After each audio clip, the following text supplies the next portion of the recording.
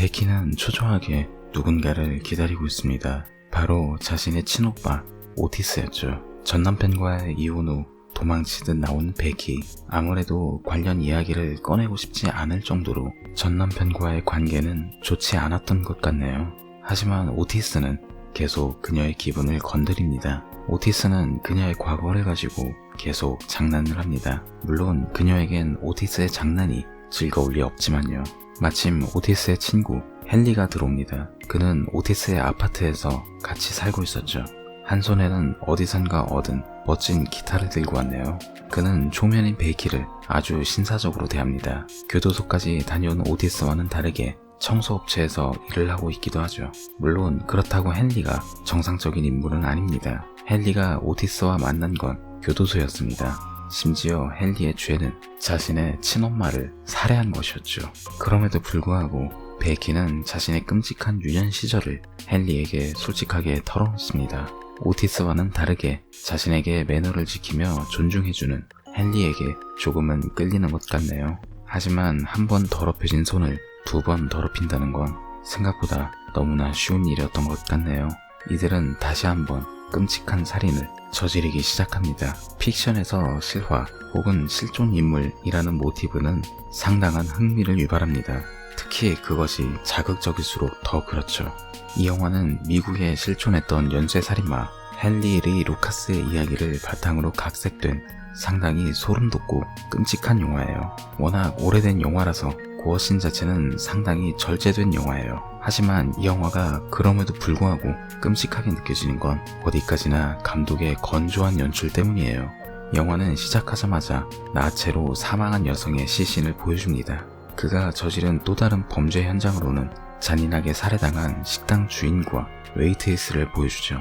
헨리가 살인을 하는 장면이 아닌 이미 그가 살인을 저지르고 난 범죄 현장을 보여주면서 동시에 희생자들이 내뱉는 공포에 가득 찬 비명소리가 울리죠. 이런 연출은 관객으로 하여금 대체 어떠한 일들이 있었는지 스스로 상상하게 만듦과 동시에 관객으로 하여금 그의 살인을 막을 수 없다는 무력감을 느끼게 합니다. 심지어 그의 살인은 어두운 밤이 아니라 사람들이 많은 대도시, 그것도 대낮에 벌어진 일이에요. 그리고 헨리라는 인물은 겉보기엔 우리와 똑같은 그저 어디에나 있을 법한 사람입니다. 그런 사람이 우리 사회 어딘가에서 버젓이 돌아다닌다면, 만약 우리의 친구, 이웃 혹은 직장 동료라면 당신은 당신 옆에 있는 사람을 믿을 수 있을까요? 이 영화가 가지는 더욱 불쾌한 부분은 바로 그의 살인에 이유가 없다는 것이에요. 식당 장면이 그걸 가장 잘 보여줍니다. 살인을 벌이기 이전 헨리는 식사를 즐기고 난 후 웨이트리스의 미소를 칭찬하며 식당을 나갑니다. 하지만 이후에 카메라는 아주 천천히 죽어있는 그들의 시체를 무미건조하게 응시할 뿐이죠. 헨리가 왜 이런 인물이 되었는가 라는 이유에 대해서 어릴 때 당한 학대가 원인이라는 걸 알 수 있어요. 헨리는 베키에게 자신의 어머니는 매춘부였으며 또 어떤 식으로 자신을 학대했는지 이야기합니다. 하지만 여기서 이상한 점이 하나 있어요. 분명 오티스는 헨리가 야구방망이를 이용해서 헨리가 자신의 엄마와 엄마의 애인을 죽였다고 말합니다. 하지만 헨리는 다시 자기 입으로 찔렀다고 말합니다. 오티스가 말한 건 그가 잘못 알고 있다고 말하면서요. 그러다가 이야기를 털어놓으면서 다시 말하길 14살 생일 때 총으로 쐈다고 말합니다. 여기서 헨리의 정신 상태가 매우 불안정한 걸 알 수 있죠. 심각한 허언증, 아마 이것이 학대로 인한 후유증일 수 있겠죠. 하지만 또 다른 관점에서 생각해본다면 영화 속 헨리라는 인물이 거짓말을 일삼는 이유는 소름이 돋습니다. 왜냐면 어차피 자신을 제외한 타인은 언제든지 죽여버릴 수 있으니까요. 그런 사람들에게 굳이 자신의 진실을 말해줄 이유가 있을까요?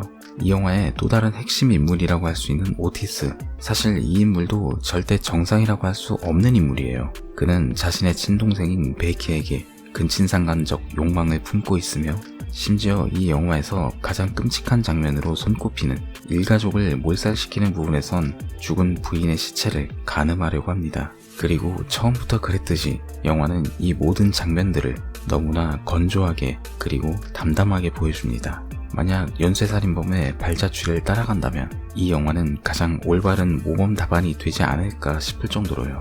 그리고 결정적으로 이 영화에는 권선징악 따윈 없습니다. 마지막까지 베키를 위한 관객의 동정과 희망은 철저하게 짓밟아버리죠. 어쩌면 이러한 전개는 그 당시 무능의 끝을 달리던 공권력에 대한 비판으로도 받아들일 여지가 조금은 있을지도 모르겠습니다. 물론 그보다는 헨리라는 인물의 악마성에 대해서 최대한 부각시키는 전개라는 것이 조금 더 설득력이 있겠네요. 여지껏 살면서 수많은 공포영화를 봤지만 그 중에서도 걸작으로 손꼽을 만한 영화라고 감히 말씀드리고 싶네요. 부디 여러분들의 일상은 평온하길 바라면서 저는 이만 오늘의 가이드 마치겠습니다. 이상 가이드 B였습니다. 감사합니다.